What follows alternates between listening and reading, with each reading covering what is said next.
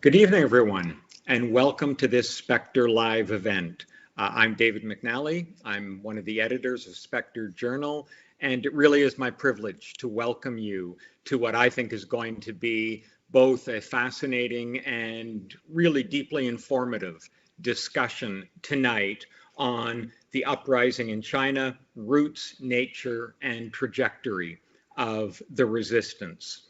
As many of you will know, Spectre Journal is dedicated to a left internationalism, a politics of insurgent socialism from below, and a commitment to grappling with the complexity of the real issues and challenges that confront the left movement internationally today.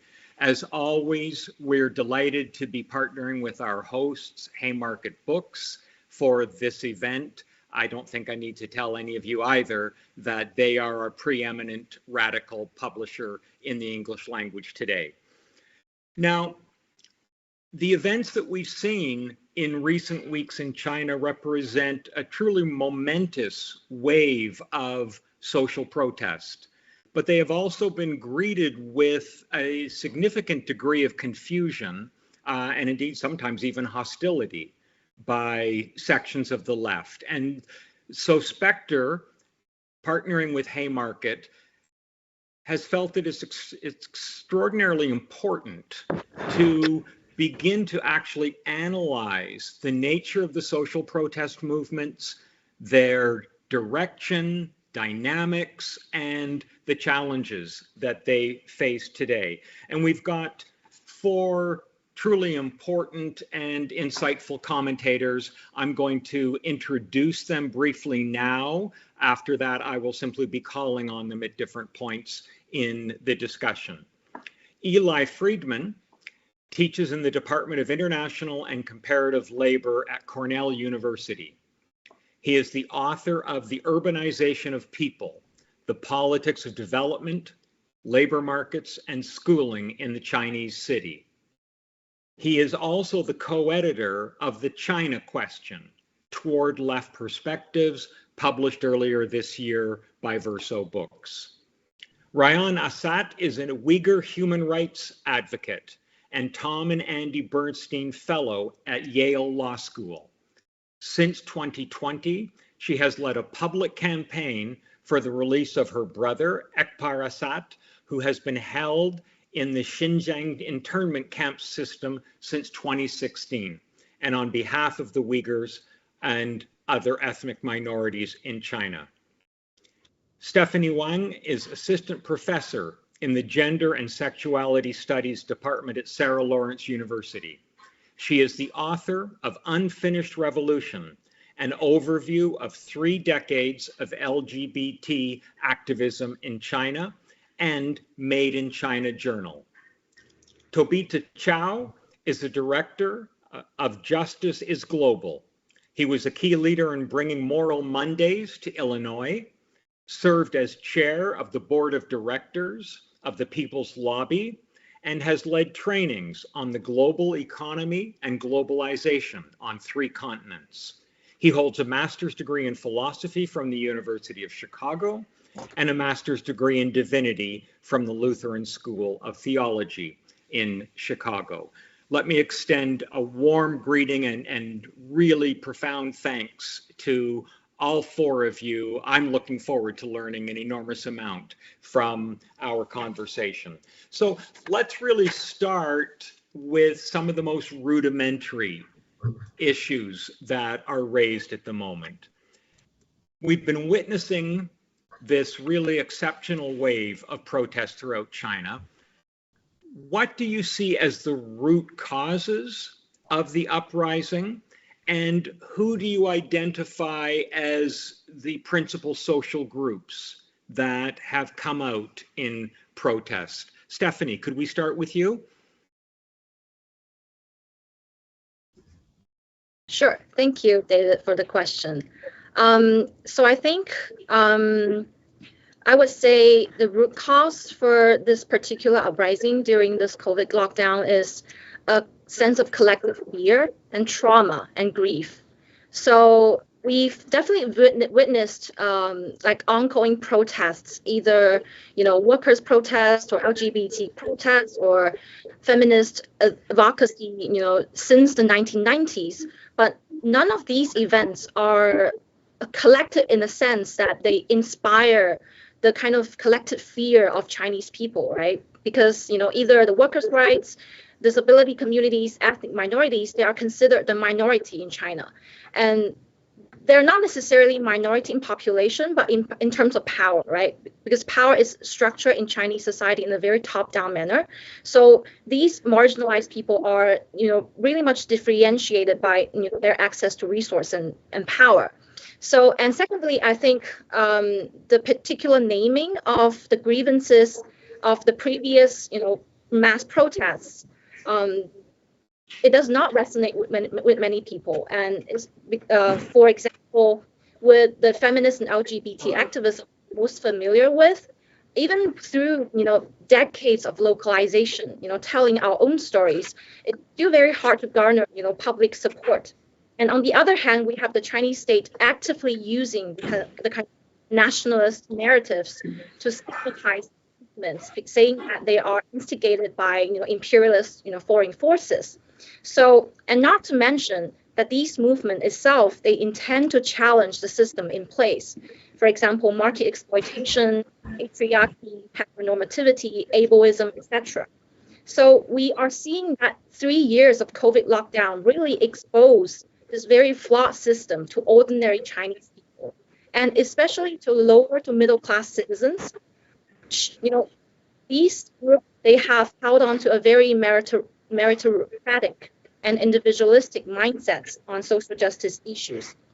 So with the help of social media, we are able to see a lot of the first-hand accounts of this kind of grievances during COVID. And so many of them got deleted fairly quickly. So I would say when fear and grievance became the primary affects, the kind of emotions that people experience, and it is really unsettling to a lot of ordinary Chinese people. This other side of the grievance and fear is a complete distrust of the system itself. So the kind of I have nothing to lose mindset, right? Which kind of emboldened a lot of people to go on the streets. And even for those who had no previous political education, I would say, after 2012, the university system kind of got really quiet about civil society education. So this younger generation actually didn't really have a lot of political education, right? How to organize, how to mobilize. So for these people who had no prior kind of exposure to this kind of political, activism, or the kind of interest in civil society organizing, the kind of collective fear and trauma really turned into collective action. So I was, a sense of very kind of the collective fear and trauma and grievance. Thank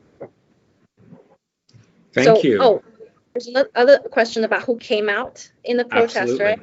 Yes. So I think the past 3 years really exposed a central question of the crisis of social reproduction. So we've seen a lot of women, like describing their experiences in COVID. They have to take care of all the family. They have to, feed them. They have to wash clothes.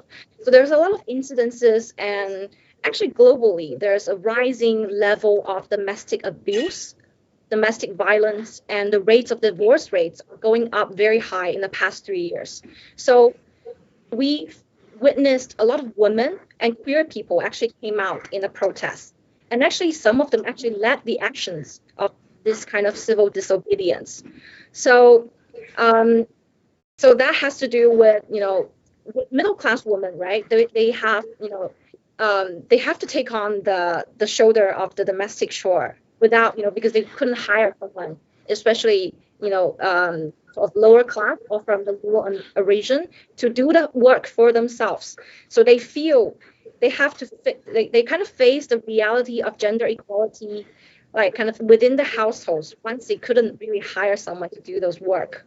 And women are usually, the first who came out to the protests, either, for against this kind of unreasonable lockdown or going to the streets. And I would say queer people are also very much affected by the lockdown. And since the COVID broke out, I've seen a lot of, forced to come out stories when, queer people, when they are stuck in their natal families, they have to face, to be interrogated and confronted by the question of their sexuality and marriage pressure. So I would say women and queer people, you would see a lot of them are actively taking, charge of, what kind of slogan, what kind of, like the chanting and everything, and the resources for, when people get arrested, because feminists and queer activists, they have been really resourceful in dealing with the Chinese authorities. So they've also, learned a lot from the Hong Kong protests, because we always have this kind of transnational connection with Hong Kong and Taiwan. So I would say with ordinary people, awakening to this kind of gruesome reality, and with the kind of resourceful tactics that's already utilized by feminist and LGBT activists, it kind of, came out together and worked really well. Yeah. Well, that's hugely helpful just in getting a sense of some of those social actors. Who else would like to now come in and add some additional perspective and comments on this?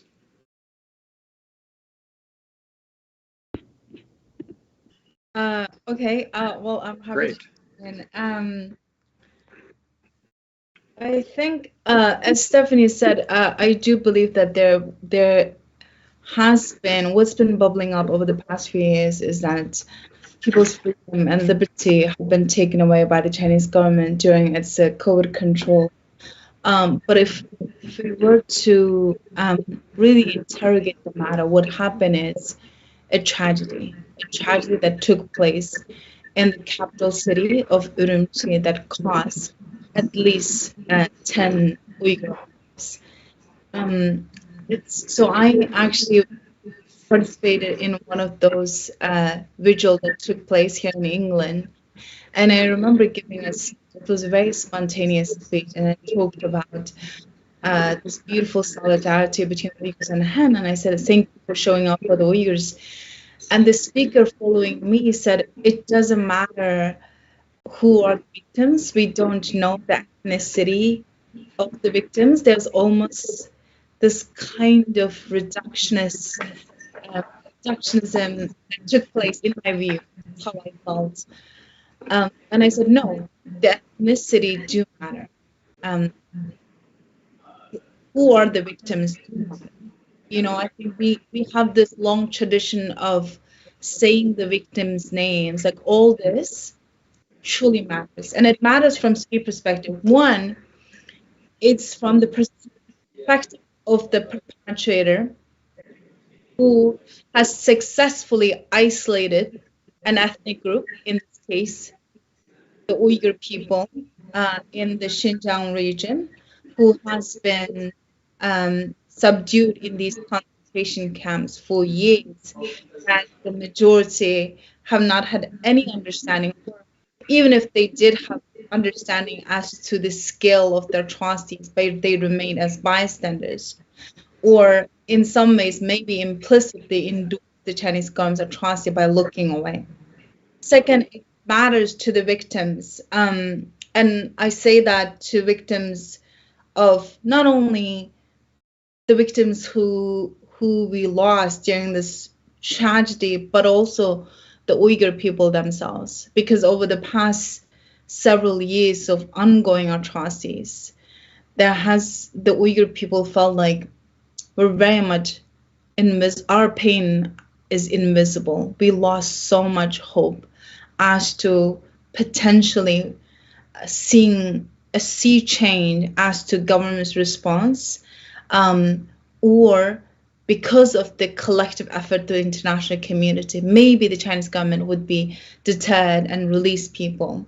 So at the moment when Uyghur community is not only suffering, but couldn't find that hope after year upon year of atrocity, I think it matters what triggered, what ignited this uprising, even if it's for a brief moment. Whether it continues remains to be seen. I think it's so critical to send a message to the perpetrator that whatever it happens, no matter what happens, or no matter how controlling the Chinese government can be, people can still rise above and speak truth to power. And I think for the third, it matters for the international audience. Like I was talking to some of the professors, and they didn't know that the victims were the Uyghurs that prompted this incredibly powerful moment of not only just a solidarity, but courage of Chinese people, because we haven't seen anything like that since 1989. And on top of that, it brings the issues of the Uyghurs into the spotlight again. The truth of the matter is, like, so many atrocities are happening. We've seen the state-sanctioned executions in Iran, like Iranian people's uprising. We've seen so many different moments from Tigray to you name it. And oftentimes these atrocities became a headline for a day, and then the news media moves on to something else. So for advocacy point of view, having your issue, the issues that we're working on, people suffering, still remain as a headline does matter. And I've never thought that Urumqi, this city, the capital city of the Uyghur region, will become a symbol of civil disobedience in this collective struggle of people of China together. And I think that itself matters. And if I could quote from one of the Uyghur, just wonderful, wonderful guys who spoke so eloquently what Urumqi symbolizes for the Uyghurs and why it matters, is that he said Urumqi, and I think I can speak for, in this context, speak for the Uyghurs, that Urumqi is like New York City for the Uyghurs. You know, because Xinjiang itself has 16 different cities, but Urumqi is such a vibrant city. It absorbs, it welcomes everybody from different parts of the Uyghur region. Everybody can find a chance to thrive professionally, personally, and in any other way. And that's why, you know, it's been seen as a place that really welcomes and just embraces everybody, regardless of your difference of views, which city, your social class, or race, or any other matter. So, and this city that means so much to the Uyghur community now has a profound meaning.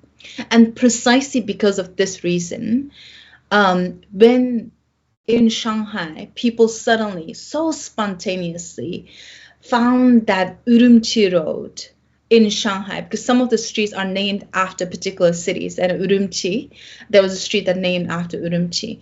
The Chinese government was so insecure to even remove that road, just like it has removed and stripped the Uyghur identity. It's the same way. So I think that's why I think it, you know, if we were to go back to how it happened, I think the lives that we lost that really resonated with the Chinese people, at Han people at this time.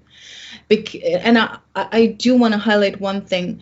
Over the past several months, the Uyghur region has seen one of the worst crackdown in terms of COVID lockdown itself. And Shanghai gets a lot of attention, but Urumqi doesn't.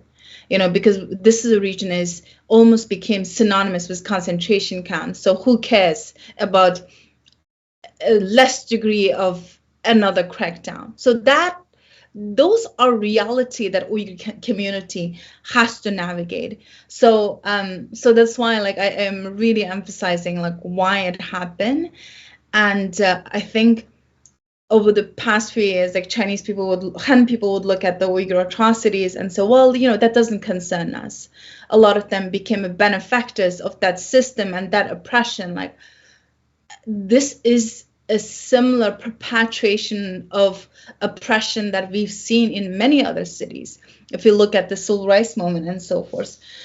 And this is why who came out, unfortunately and very sadly for me, speaking as a Uyghur people didn't come out because they're too afraid, and I'm glad they didn't, because if they did, the first label they would get as separatists, extremists, and terrorists.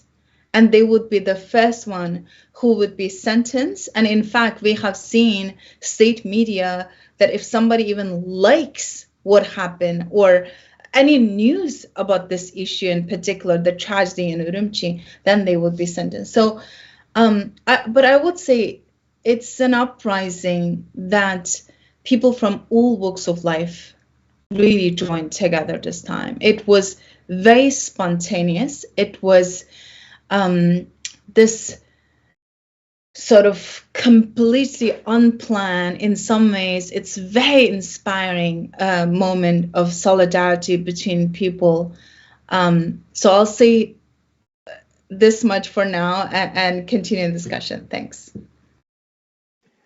Okay, well, thank you for that. And it clearly is inspiring to hear that degree of solidarity.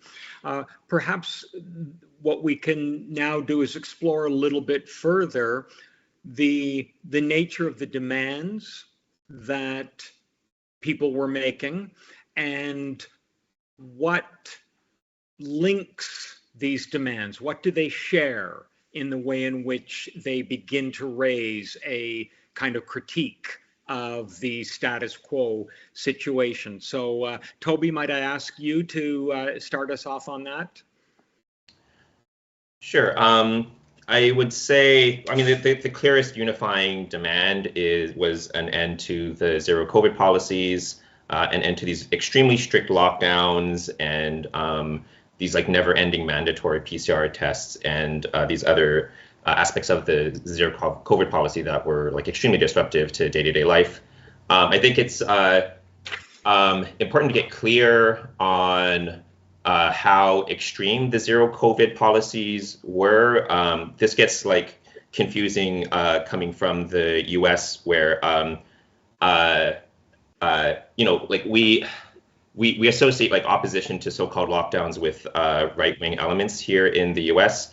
It's important to understand like the lockdowns that were imposed upon people in China were completely different to anything that was ever experienced, even at the height of the early days of the precautions in 2020 that anyone experienced in the United States. I would say in the United States, we never actually underwent anything like a real lockdown. So just to take the example of the deadly fire in Urumqi that set off the protest wave. As best as we can tell, this fire became so deadly because of how, as part of these lockdown policies, blockades had been put up by authorities around this residential building, so that people were unable to escape, and to the point that fire services were unable to make it to the building. So people couldn't get out because the way was blockaded, and the fire trucks couldn't get in because of how tightly locked down this building was. This is, has been mentioned, like in Urumqi, the lockdowns were exceptionally strict because in Xinjiang, all of the mechanisms of repression that the Chinese government has been developing, like Xinjiang, and I would say Urumqi in particular, has been sort of the epicenter of where these forms of state control have been developed in the harshest possible way, right? So it's sort of not surprising that this is the location where this tragic fire occurred. But people across China, where they've also experienced lockdowns, like I would say that seeing buildings getting locked down and like exits getting locked from the outside, and like fears of what if a fire breaks out? Like this is a very clear fire hazard. That's a pretty common experience for people in a number of cities across China. So so these lockdowns were clearly unsafe, much harsher than anything that anyone ever experienced in the U.S. And these are sort of the aspects of the zero COVID policy that people have been demanding to get lifted. There have been other demands also expressed in the protests, demands for freedom of speech, for other more political demands, for democracy and an end to dictatorship. In some of the vigils and solidarity protests in the diaspora, there have also been demands raised to close the concentration camps in Xinjiang. These sorts of more radical political demands, I would say, are maybe more commonly expressed in diaspora, where there's like more space and safety to talk about these sorts of things than within China. But there's also been some experimentation with some of these more explicitly political demands in China as well. Thank you. Eli, I'd like to ask you to come in on the dimension of workplace protests. It was clear to many of us, just even following mainstream media, that there were some very powerful protests by workers at Foxconn, for instance, as part of this upheaval. Could you sort of speak to the role of those protests and the degree to which workplace conflicts and so on have figured in this movement? Sure. So the lockdowns have affected different kinds of workers differently. For white collar workers who have been subjected to lockdowns, they have a work from home arrangement that is familiar to lots of white collar workers around the world.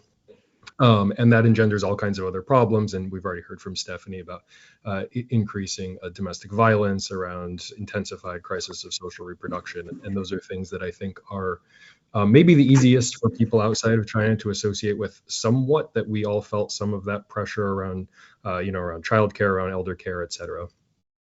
There's at least two other categories of workers that I'd like to draw attention to. One is the kind of workers who need to use the space of the city in order to earn a living. So informal workers, street hawkers, people who are collecting trash or recycling, people who are food delivery workers, domestic workers, sex workers, people who need to be out and about in the city when there's a lockdown, or even if there's not a lockdown and if their health code turns red, that then means that they have to stay home until they can get a certain number of negative tests. And that means for people who are dependent on being out every single day in order to earn an income, they're no longer earning an income, right? So being confined to the home either by lockdown or by a red health code immediately produces a subsistence crisis for those kinds of workers. And so that's so that has obviously generated a lot of dissatisfaction. Then there's the manufacturing workers, and the key technology that governance technology that the state has developed is called closed loop management, which is a little bit similar to the NBA bubble that existed in the United States in 2020. So you go into a workplace and essentially you're not allowed to come out until the lockdown, until the virus is under control within that area. And in some cases, workers have been in closed loop for several months at a time. When that happens, the only thing that goes in is the goods to produce food, medicine to a certain extent. The way that I think about the closed loop is an effort to radically demobilize labor while allowing for continual circulation of capital and commodities. And that just creates totally untenable contradictions. One of the problems is that it also devolves responsibility for the maintenance of life to the employers, right? So in the case of Foxconn, which is the one that's gotten the most attention, though it's not the only one. You have this facility of 200,000 people. The whole reason that this thing exists is to be able to produce iPhones as quickly, as efficiently as possible while exploiting their workers to the highest degree. So 3/4 of the world's iPhones come from this one facility. When there's a few cases that begin to circulate in the city of Zhengzhou, where this facility is located, all of a sudden the government assigns responsibility for maintaining the lives of these workers to Foxconn. And Foxconn is not at all designed to do that. And so what happens is you have Foxconn trying to keep people producing, and this is in the ramp up season for production of iPhones in anticipation of Christmas. You have them ramping up production. The virus is circulating within the factory, and Foxconn is desperately trying to keep infected people away from non-infected people. They are doing a very poor job at that. People who are getting sick are not being given. In some cases, they're receiving zero medical attention. They are not receiving adequate food. Their rumors begin to circulate, and this is back in October. Rumors begin to circulate that a number of workers have died. Those are still unverified, but it certainly resonated with people's experiences of being denied access to basic life-sustaining infrastructures. And this leads to a whole series of things. First, you have thousands of workers that just run for the exits. They had been locked inside the facility, and so they're literally just jumping over the fence. Foxconn then tries to bring in more workers with the help of the local government, and they're recruiting, military vets and telling them it's their patriotic duty to go back into Foxconn and help build the nation or whatever. Those workers are somewhat deceived. It turns out that they're actually not going to receive the bonuses that they had been promised until March. This leads to a really spectacular riot. Thousands of people, incredibly violent confrontations with the so-called big whites, who are the hazmat suit wearing workers, as well as riot police. And a lot of those videos were captured and disseminated on the internet. And it's a huge victory for the workers. They actually get 10,000 yuan, which is a little less than $1,500. Foxconn says if you take this 10,000 yuan and just leave. So a lot of workers came in, were just there for a few days, rioted, and then got $1,500 to leave. So it was a pretty good deal for them as well. So there's been all kinds of resistance, right? And that's a particular form that it's taken for manufacturing. But I think the thing to understand, as we've already heard with respect to the situation with Uyghurs, with respect to processes of social reproduction and gendered forms of oppression, what the lockdowns have done is really intensified these existing forms of exploitation and social domination and really pushed them to a breaking point. Thank you. And listening to the picture that all of you have painted, you're describing a degree of a sort of incipient feminist and queer element to the protest, including who's been leading some of the actions, and obviously working class character to many of the protests, a degree of social solidarity with an oppressed people, the Uyghurs. One would like to think that in the descriptions that you've given, the international left would see that this is clearly a social protest movement of the sort that we support, whether when we're in the United States or Canada or Britain or what have you. And yet the reality has been somewhat more complicated. So could you speak sort of directly to the question, should the global left both see this upheaval as progressive, socially progressive, and what's holding people back from embracing that and lending solidarity? Stephanie, do you want to start us again? Sure.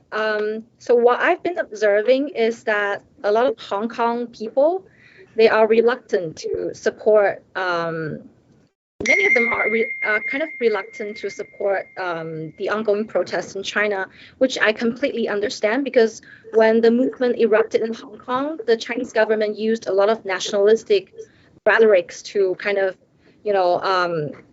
use it as a state propaganda to incite the kind of separatist emotions.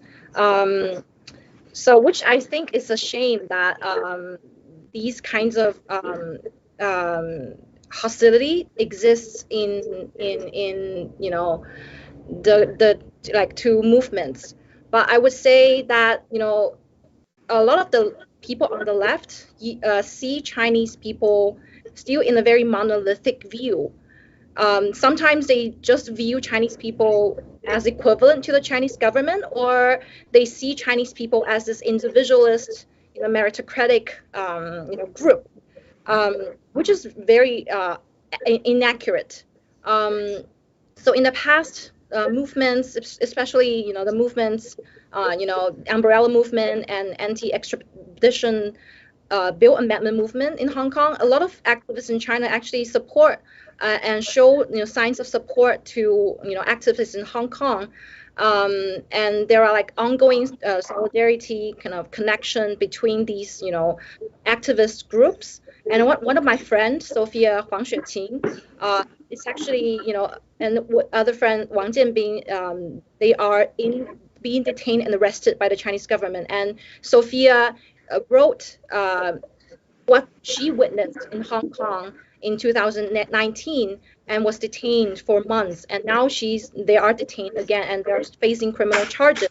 So these stories have been erased, actually kind of erased by a lot of popular media or a lot of the media outlets. So I think it's really important to highlight the kind of ongoing solidarity movements between these two different regions, but not to see Chinese people as monolithic, like a monolithic entity, and to see like the more like the complexity and struggles that are happening. For example, the Uyghur struggles that are happening in China. I think it's really critical. Wonderful. Toby, would you like to pick up on this topic? Absolutely. What Stephanie was talking about is this image that's all too common in the US of China as a monolith and this sort of undifferentiated Chinese identity. I think it's very dangerous and troubling that that idea does have a grip on many people on the left in the United States, because it is one of the main ideological pillars for nationalists and hawks in both the US and in China. This idea of like this monolithic Chinese identity, which is in fact opposed and maybe incompatible with this image of a US identity. There's a version of that that's dominant among elites in the US. There's also a mirror image version of that that's dominant among nationalist elites in China. And that's just this fundamental ideological framework that is driving our two countries into intensifying conflict and enabling that to get worse and worse. I think it's important for us to understand that the best antidote to escalating nationalist conflict is a spirit of international solidarity built from the grassroots. And the majority of people in the United States and in China and in countries beyond, and certainly working people, share the same problems that have the same root causes in corporate power, in economic inequality, in authoritarian nationalist leaders, in unaccountable elites, in a fundamentally dysfunctional global neoliberal political economic system. And the fact that we have these shared problems with common root causes, that's the basis for us to build a sense of international solidarity and make that the foundation of our politics. And one of the big obstacles to building that sense of international solidarity that I have run into trying to do this within my organizing work in the United States is this. There's a lot of obstacles. One of the obstacles that's out there is this image of Chinese people as sort of docile and obedient and part of this sort of like hive mind like collective in China. Like that's a very dominant image, and it has a grip on a lot of people, even on the left. And moments in this moments of protest and uprising are really important for breaking through that mirage of thinking that Chinese people are docile and collectivist, and so don't rise up, because and the problem that creates for international solidarity is it makes it seem impossible that masses of people in China could be our comrades if you imagine them as docile and in lockstep with Xi Jinping and the Chinese Communist Party. And so that's what for me is like very valuable of this moment of uprising, is shattering that illusion. And actually, this is a pet peeve for a lot of that I have with a lot of the liberal media coverage of the protest in the US, where they call it, oh, in a rare protest, we see these people rising up in China. There are a lot of things about this uprising that are new and unique and that we haven't seen in decades. But protest in China is not actually rare. Like, people protest in China all the time. It's the politicized nature of these protests and how they got nationwide. Like, that is something that makes them special and we're paying specific attention to. But protest in China is not actually that rare. So, sorry, that's just a pet peeve. So I think there is this concern that many people on the left have that supporting these protests are somehow going to feed into anti-China narratives.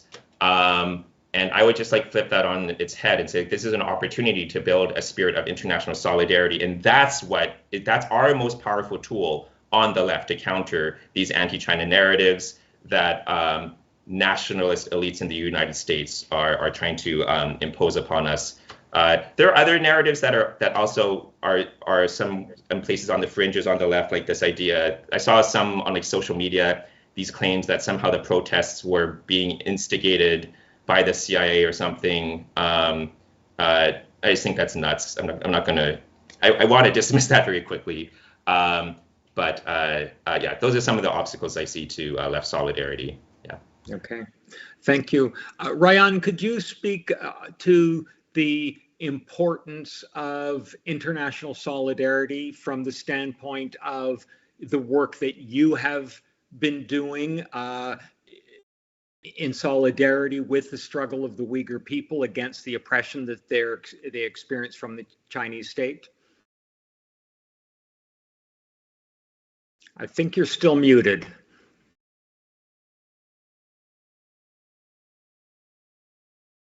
I'd be happy to, but I think it's best if I could back it up with the previous question that you posed for both Stephanie and Toby. It's been very frustrating for me over the past few years to see the indifference from the progressive movements towards the plight of the Uyghurs, because it's an atrocity that is happening in broad light. It's one of the most well-documented atrocities that we have borne witness to. But at the same time, if you look at the scale and gravity of the crisis, we're talking about people being locked up in re-education camps, and these are the language of the Chinese government. Most materials of these leaked documents where government's wording couldn't be more clear in terms of expressing this intent to destroy the collective existence and dignity of the Uyghur people. But the way I saw this disconnect and this indifference that led to this prolonged agony of the Uyghur people is that China has been this very fascinating country for such a long time for many. It has this vast history, and a lot of people actually built their lives and career over this, studying about China, studying about Chinese civilization and all these sort of things. But at the backdrop of everything that's happening, we also saw the US government's invasion in Iraq, and other human rights abuses that committed by the US government. We can always criticize US government for what it has done in other parts of the world, but that doesn't mean that we should be shying away from criticizing the Chinese government for what it continues to do to the Uyghurs. And secondly, China really weaponized this whole oh, if you criticize the Chinese government, there is some sort of correlation between criticizing government versus this anti-Asian or anti-Chinese sentiment that we're seeing in the West. These are two, we cannot allow the government to weaponize this, because if we do so, then the Uyghurs, I can imagine what is the fate of the Uyghurs. I don't think that, our survival became the most important issue at this point. And secondly, I think China has so powerfully used this term, that it must be loyal to its political system. It's different than the West. Everybody should respect it.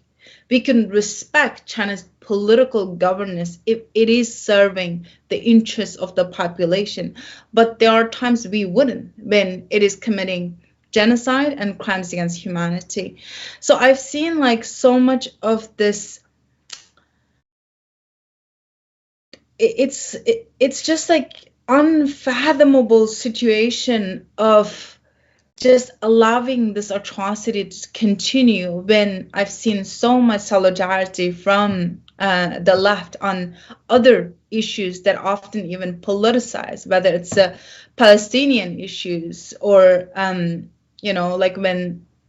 the US government position is vastly different than Europe. So, if we're going to be boldly speaking against atrocity of any form, then shouldn't the Uyghur issue and Uyghurs deserve just as the same kind of solidarity and compassion from the people who claims to be the champion of human rights? So why solidarity is so important? I took my advocacy slightly differently. For example, when a year ago, when I saw the new members of Congress came into power, I tried to bring in members of Congress who are of Asian descent, because it's so important for them to speak up, because the Chinese government has, again, as I said, has been using this crisis in a way to stop scrutiny over its atrocities. And I reached out to the office of Representative Yang Kim, and who has done a remarkable job in terms of preserving Uyghur culture and so forth.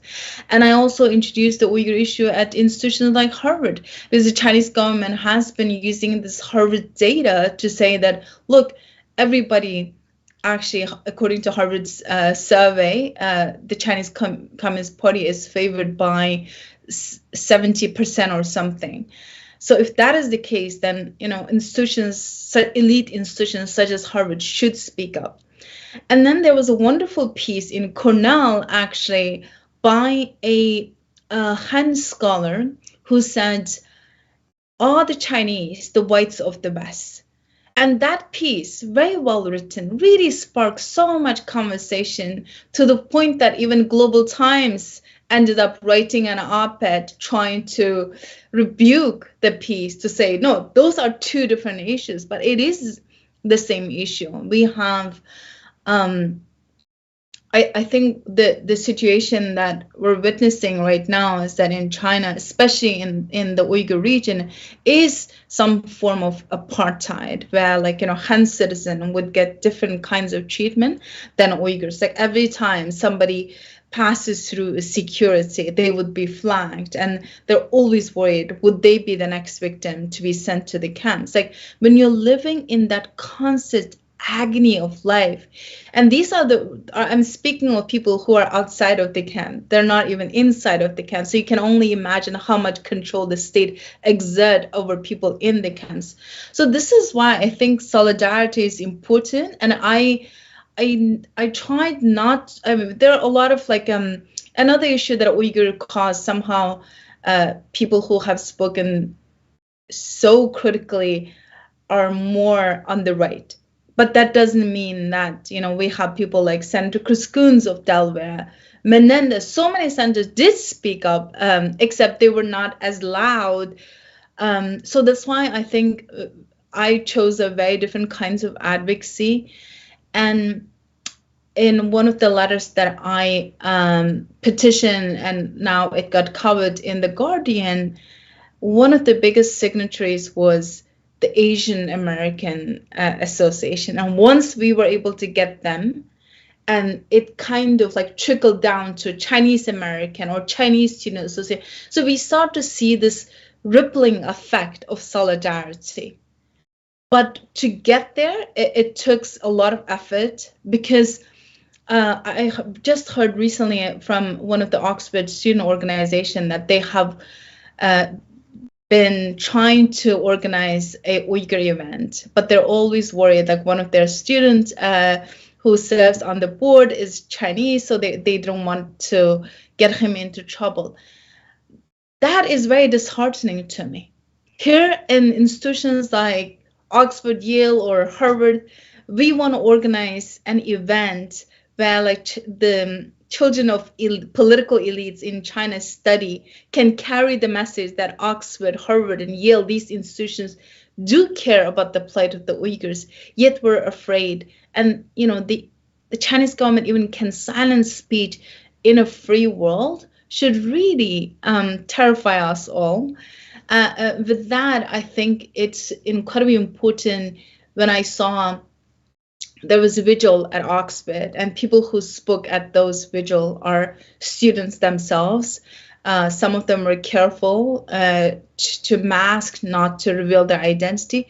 But even that, I think it already sends a very strong message to the Chinese government that people are now awakened to this new reality, where they realize that if the Chinese students or Chinese people don't speak up, that would become ultimately a national sin.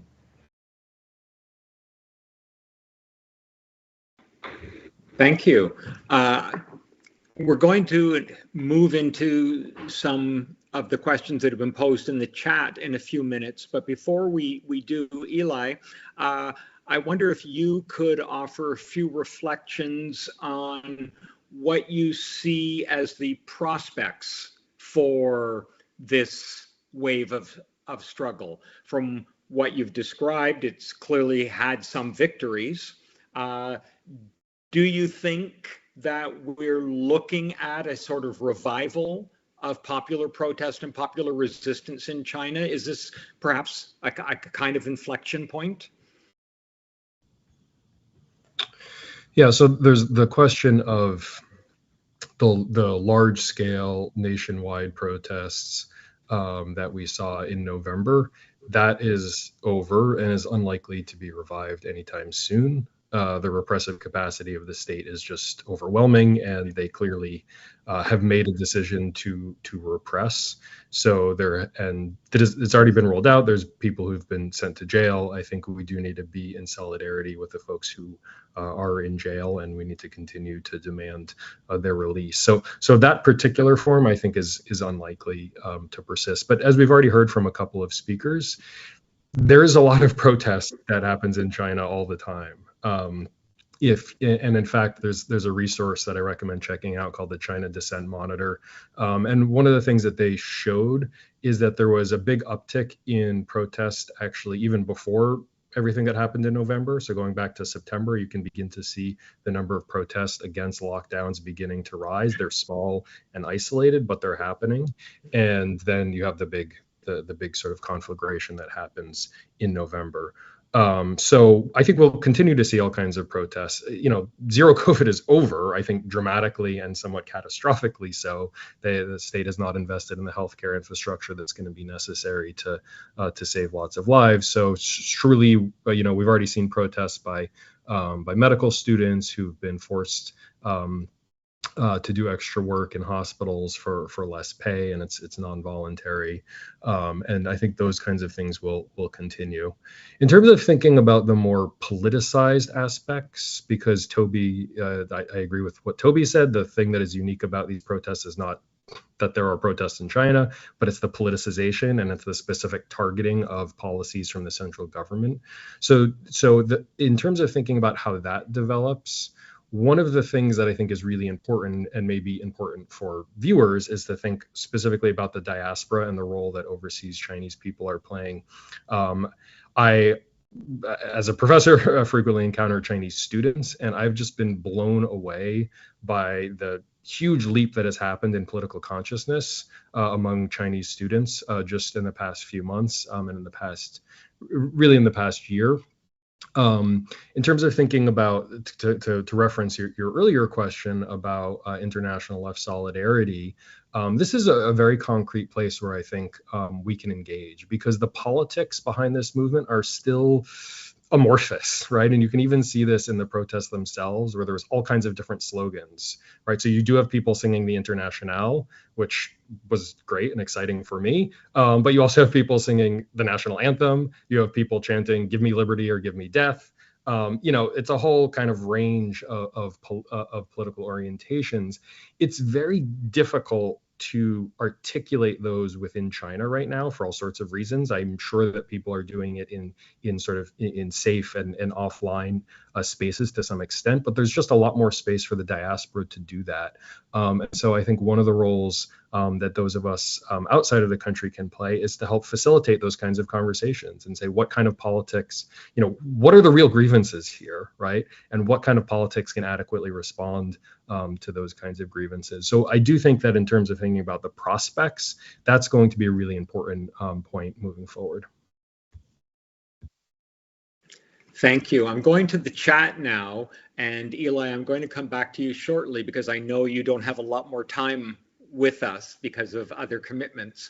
But Toby, I did want to get you to follow up on something you were discussing earlier. One person in the chat is really sort of asking what the implications of the relaxation of the COVID lockdown policy will be. And even one of the questioners is worried that it's reckless from a public health standpoint and so on. So I wonder if you could start by speaking to those two issues. Yeah, it seems that the Chinese government has done an abrupt 180 in terms of its COVID policies. So it's gone from these very strict and seemingly endless lockdowns and the narratives about how dangerous COVID is that they use to justify those lockdowns. They've done a 180 to lift those policies, but also to start, at least in some places, like spreading narratives that downplay the severity of COVID. And again, this is to justify why all of a sudden these now like the Chinese government is like I think like it may vary between different parts of the country, but in some cases just like throwing all caution to the wind. And it seems to be difficult to get reliable information, reliable numbers, but there are indications that COVID is now spreading out of control, and I am very concerned about how much harm this is going to translate into for the people of China. I am a bit shocked that this is the course that the government is taking. Like, it has been clear for some time that the authorities in China had been relying exclusively basically on these zero COVID tactics and not investing in building up healthcare infrastructure and not building up public health infrastructure, not even taking serious efforts to get vaccination numbers up, in particular amongst elderly people in China who are most at risk.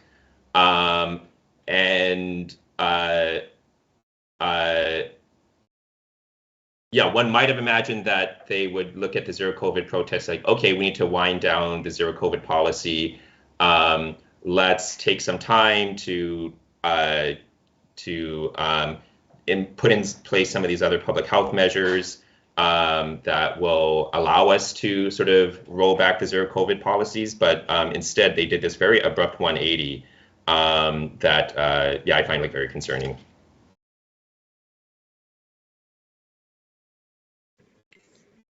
There's a question that's come in for us, and Stephanie, I'd be curious to hear your reflections or observations on this, but someone is asking us, I have heard that the protests included slogans in solidarity with the Iranian protests. Can you say more about that? And please do share with us your thoughts on that. Yeah, I think so. Previously, before the kind of mass protests in China, there are a lot of discussion, in fact, or articles written about the Iranian protests. I think one of the major things that spark people's interest is how the Iranian protests, obviously it's about gender, but it's more about anti-oppressive government. So I think that kind of feminists really utilize this opportunity to connect what we are experiencing in China with that of the struggles of women's struggles in Iran. So I see a lot of critical discussions of the Iranian protests. So it's not a surprise for me to hear the chanting of women, life, freedom in these kind of protests. So it is obviously about women, but it's also about how people took up the streets to fight against government oppression. So I think those two aspects really come together. And I do hope these kind of connections were made more clear to a lot of protesters who are, chanting a lot of misogynistic remarks in those protests. So we have ongoing feminist discussions of how to use kind of anti-misogynistic remarks to rally in those protests. So that is kind of some of the internal tensions that I've witnessed. Thank you. Rayhan, I'm going to have one for you in a moment, but I need to get this to Eli before we lose him, because Eli, it's a direct follow-up to your earlier discussion, particularly around Foxconn. The question in the chat is, what does the workers' resistance to closed loop mean for the future of a Chinese labor movement? Thanks. It's a great question. I don't know the answer. One thing that the resistance to closed loop really underlines is the position of migrant workers. So in China, when you leave your place of household registration and you go to the cities to find jobs, which about 300 million people have done, you forsake guaranteed access to healthcare. And that's what this shows, is that the Chinese state has always maintained the capacity to kind of tell people where they can live and when. And the closed loop is really just a kind of an intensification of that, right? It's saying you can only stay within the bounds of these factory. I was thinking about something when Toby was talking about building out national healthcare infrastructure. China has an incredibly decentralized and fractured healthcare system, right? And so when you leave your place of household registration, you go somewhere else, that means you're not guaranteed access to healthcare in that place. And in the course of a pandemic, it really highlights the shortcomings of that, because again, you have 300 million people who are in that position. And so I mean, at the sort of, if we're going to place our aspirations as high as possible, what I'd like to see come out of this is demands around linking those labor rights to rights to social reproduction in whatever place you happen to be living, right? Because currently China has this tension of having a national labor market, but social reproduction processes are organized at the level of the city. And so kind of aligning the labor market, where you can sell your labor and where you can enjoy that social reproduction is something that I think is really critical. And I hope that continues.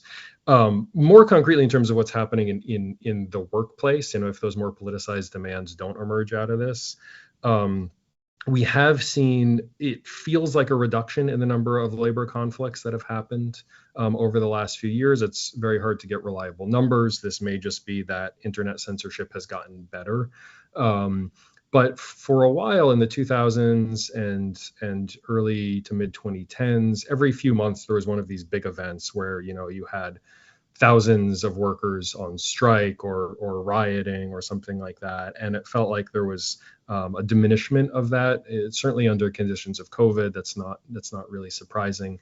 But Xi Jinping has famously centralized a lot of power, has really enhanced the repressive capacity of the state, has eliminated all external sources of support from labor NGOs and from universities that had played a key role in supporting labor struggles. Those have basically all disappeared.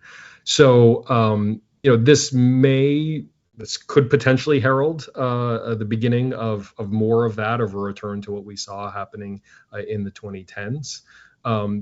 One thing that is very different right now, and I think is also a structural factor that's underlying all of these protests, is the dramatically slowing economy.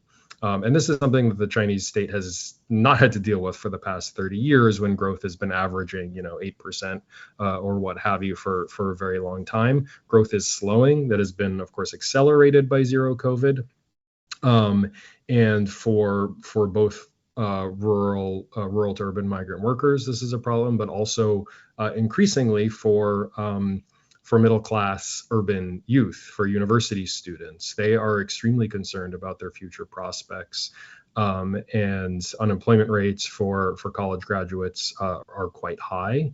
And so, I mean, this was, I think, kind of part of what maybe Stephanie was suggesting around this fear and anxiety. There's a real fear and anxiety about downward social mobility in the future, and whether people, will be able to have access to decent jobs. So anyway, that's not really an answer.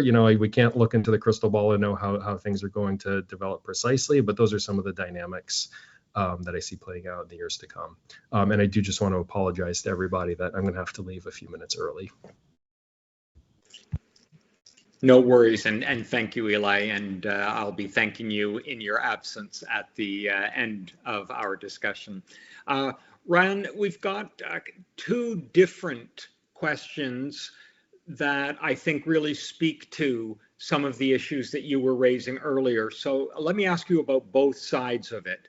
One of the questioners wants really to understand a little bit more about Islamophobia in China and the way in which it plays out domestically. The other questioner really asked something very direct about solidarity prospects. They ask us, how can the precedent of Han-Uyghur solidarity be built upon? So really both sides of that picture, if you could. Yeah, thank you.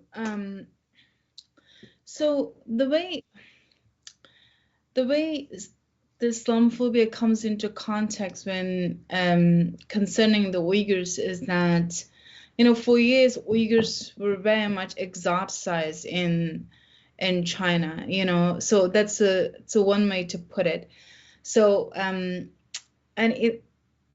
in that way, what happens is that when the state exoticizes you as this community who can sing and dance, like people get to know you through that only lens, it reduces your collective talent and wisdom, culture, history, tradition, and everything that comes with this. So oftentimes, growing up, like I would face questions like, "Oh, can you dance for us? Like, can you move your neck for us? Like, that's the move that you guys are known for."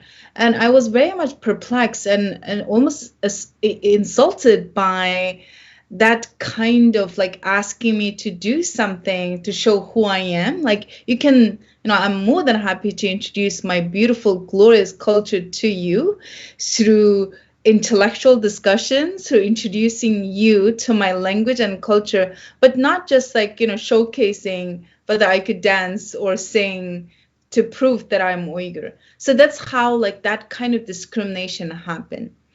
And then as it evolved, I think we had Sean Roberts did a wonderful book that People's War on China, how like the direct link between the war on terror and its indirect impact on the Uyghurs. When the world was grappling with whether it's the terrorist attacks or concerns and everything, all Muslims, doesn't matter whether you're in Turkey or in the US and as well as in China. I think many states or certain governments use that as an opportune moment for them to crack down on their ethnic population. So China very quickly joined the bandwagon to say that I have Muslims in my backyard that needs to be contained and de-radicalized. That this is, and I think when the state uses its own resources and instruments to portray you as this backwarded community, you can only imagine that citizens would follow that slogan very quickly. And that kind of othering quickly turned into more of Islamophobia. And this is why I think I reject to portray Uyghurs as just Muslims. And in some ways, maybe corporate media needs to do much more than, oh, look at the Uyghur Muslims in China. And I had a very much discussions, even like institutions like Human Rights Watch, who uses Uyghur Muslims as if the Uyghur community, that's the only thing they do, like they pray. But there's so much more to the Uyghur people. You know, I think first and foremost, we need to respect people's communities, peoplehood, their nationhood, their existence, who they are.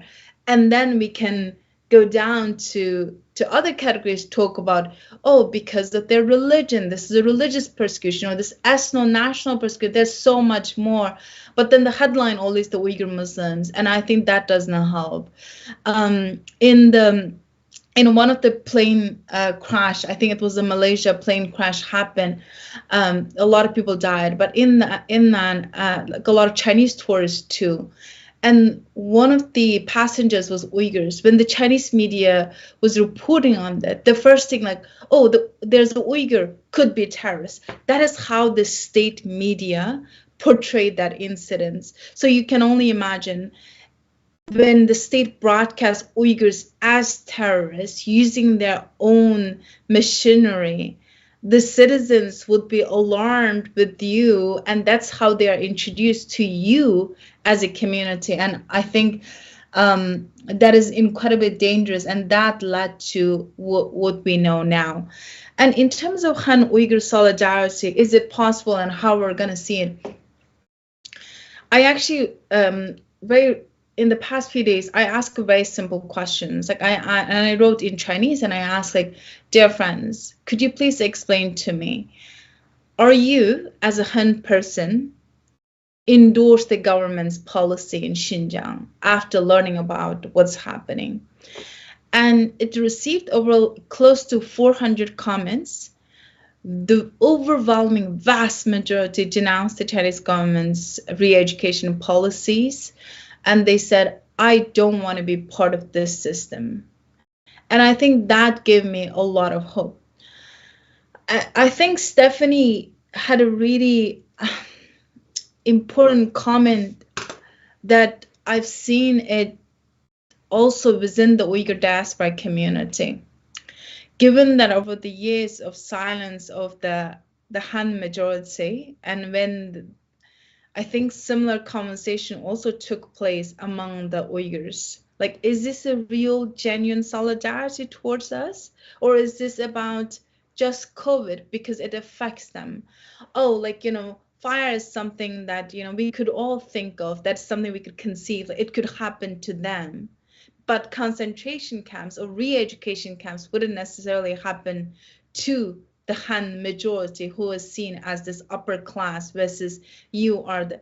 So, I mean, should we celebrate this and call it solidarity? Is this a solidarity? How should we even define it? Or is it like solidarity of convenience or a moment?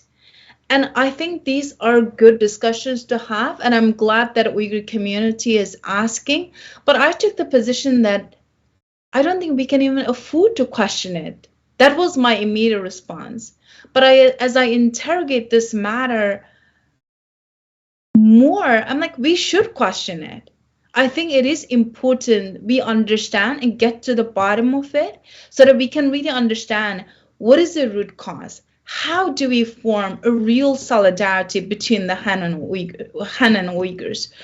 Do they continue to espouse the state's values of seeing Uyghurs through the lens of like these are backwarded people that need to be re-educated? Or, at the end of the day, we're all people. If the government can treat its most vulnerable population, it would be a matter of time before it comes to me.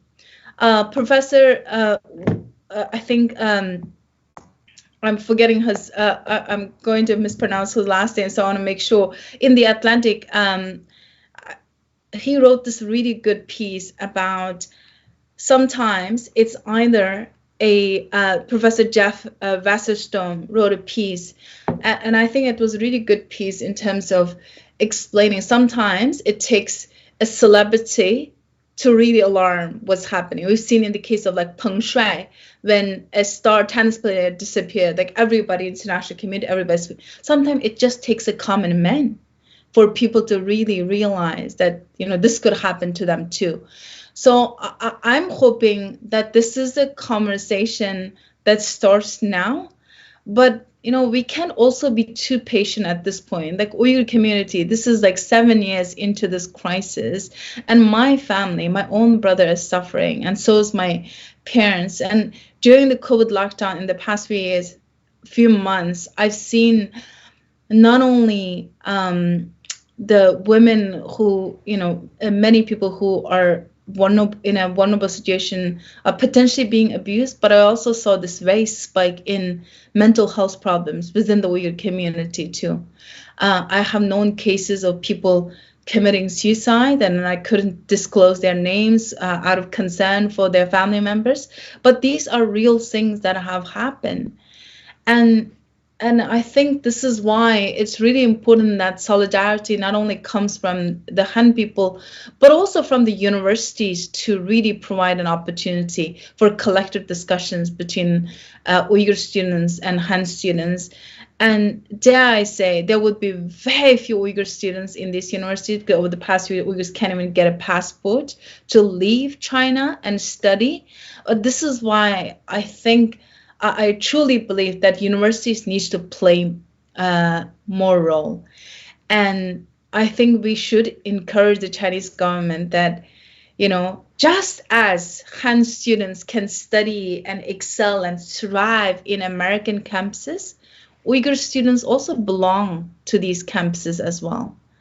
Uyghur students, they don't deserve to be in the concentration. They don't need to be re-educated in these camps. They should come to all these institutions where we're welcoming Chinese students. So I hope without these platforms and opportunities, I don't know how this solidarity is going to sustain for a long time. Thank you. We're getting into our last few minutes in the discussion period. And so Stephanie and Toby, I'm really going to ask you a fairly general question and let you take it wherever you want, which is, given this really, to me, hugely informative discussion, I found it illuminating to listen to all of you. What are the key points that you would like participants in our session today to take away, to be thinking about or acting on? Stephanie, let me start with you. Okay, thank you for this question.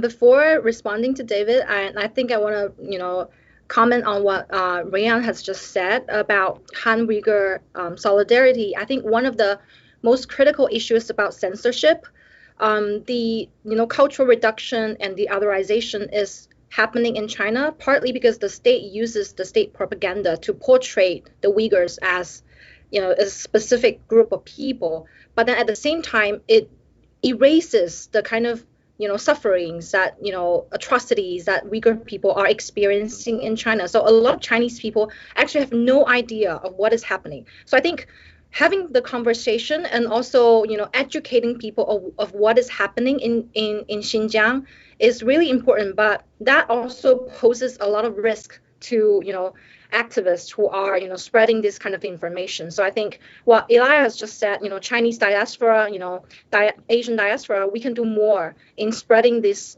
conversation and knowledge, so that, this kind of Uyghur and Han solidarity is not just ephemeral, right? It's not just ephemeral during these protests, but we should really continue this discussion of, how people in different places, they suffer from state oppression.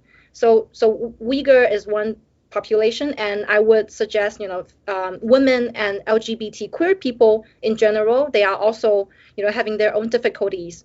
So I think one of the message that I want the participants to go home and take away is to see how COVID really has this differentiated impact on, people, like on people's lives in China. So for example, what sparked this, mass protests is a collective trauma, and also the kind of resonating empathy with the fire, the block fire in Urumqi, and also the connection with, ordinary Chinese people's lives, and to see how COVID actually has different impacts, especially impacted those minority people, people who are on the marginalized position. For example, the workers, the migrants, the women in heterosexual families, and queer people.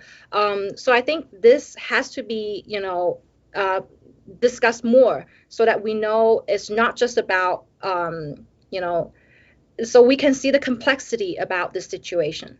Yeah, and I'm really thankful for this conversation. Thank you. Wonderful, thank you. And Toby, really the same question over to you. I think above all, I hope people can get a sense that this wave of protests in China was the expression of these splits and contradictions in Chinese society that have been building for years now. And it's important to understand this and to get away from this dominant image of like China is this undifferentiated monolith, which I mentioned before is like all too common, and can take work to sort of critique properly and work through. We've talked about a bunch of different contradictions in Chinese society that sort of express themselves in this protest. There's the exploitation of workers, particularly the 300 million migrant workers in China. There's the loss of upward mobility and unemployment for young people, particularly for, I think particularly important here is for college educated young people who did like everything right and graduate from college and then find that they don't have the upward mobility that society has promised them. This is this can be a very powerful source of anti-establishment politics, if we've seen around the world, including in the US. Growing discontent with the intensifying authoritarianism in China, crisis of social reproduction, and then, of course, like the nationalist sort of colonial repression of Uyghurs, and this moment where we do see this opening, it's complicated, but there is an opening here for increased solidarity between Han Chinese and Uyghurs, like in this moment. And I think, yeah, the second point, just in terms of practice, is the importance of solidarity. Solidarity between people in the US, people in China, solidarity between Han Chinese and Uyghurs. And we've touched on other points as well, solidarity between mainland Han Chinese and people in Hong Kong. There are opportunities here, but also difficulties. But I think this is an important moment to build that kind of solidarity that we're going to need for our shared liberation. Terrific, thank you. Let me begin by once again thanking our hosts, Haymarket Books. They do an amazing job as a publisher in keeping radical, critical voices out there and available, but also in sponsoring the annual Socialism Conference, in providing venues like this in collaboration with Spectre Journal, and we owe them a big shout out tonight. I want to thank our four just really, for me, fascinating and informative commentators. Stephanie Wang, thank you. Rayhan Asat, thank you. Tobita Chow, thank you. And Eli Friedman, who had to leave us a few minutes early. Thank you very much. On behalf of Spectre Journal, I want to say that we're proud to host events like this because we're not going to build a mass democratic participatory left internationally unless we move beyond simple slogans that refuse to engage with the real social dynamics and complexities of struggle in the world today. If we're going to build global solidarity, we need to understand where oppression exists and where struggles against it are arising. For all of us at Spectre, socialism is nothing if it is not about human emancipation. And I think you could hear that message in all kinds of different ways coming from our speakers tonight. For those who would like to know more about the journal, please go to spectrejournal.com. You'll see the opportunity to subscribe and to donate. And we do try on a regular basis to sponsor forums like this on some of the really key social justice and global justice questions of our time. And we consider all the aspects of the recent struggles in China that we've been talking about to be central to any movement for global justice. So once again, a big shout out to all of our speakers. I can't thank you enough. And to Haymarket Books, on behalf of Spectre Journal, I'm David McNally, one of the editors. We look forward to seeing you again in the next conversation that we sponsor. Good night, solidarity.